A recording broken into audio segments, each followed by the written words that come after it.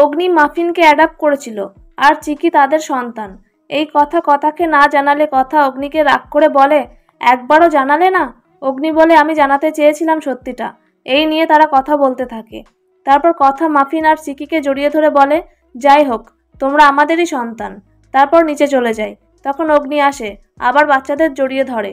আর কায়দা কানুনের সবাই এলে অগ্নি বলে, দুষ্টু লোকেদের কথায় কান দেবে না, শাস্তি দিতে হয়। প্রত্যয় জুনিকে চকলেট দিতে বলে আর জুনি বাচ্চাদের নিয়ে চলে যায়। অগ্নি বলে, মাফিন আর চিকিকে সত্যিটা কে বলল আমাকে জানতে হবে। অন্যদিকে চিত্রা এসে চকলেট দিলে মাফিন বলে, আমি তোমার থেকে নেব না। চিকি বলে, তোমাকে তো পুজোতে ডাকিনি, তাহলে এসেছো কেন? Bad manners. তখন চিত্রা অঙ্কিতের আওয়াজ শুনে পালায়। মাফিন আর চিকি হাত পেতে রাখে আর চিত্রা পড়ে যায়। সবাই ছুটে আসে। অগ্নি বলে, উনি কে? মাফিন বলে, গ্রানি, উনিই তো আমাদের কাগজটা দিয়েছে। তখন চিত্রা পালালে সবাই তার পিছনে যায়। কথা মাফিন আর চিকিকে বলে, তোমরা ওনাকে ফেলে দিয়েছ?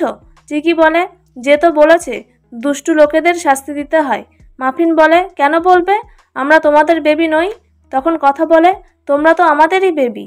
তারপর অগ্নি বলে, একটুর জন্য হাতছাড়া হয়ে গেল, কেন এসেছিল জানতে হবে। গ্রানি বলছে, বিশ্বাস করা যায় না। এই ছিল আজকের পর্ব। পরবর্তী পর্ব দেখতে চ্যানেলটা সাবস্ক্রাইব করে রাখবেন আর ভিডিওটি ভালো লাগলে লাইক কমেন্ট করে দেবেন।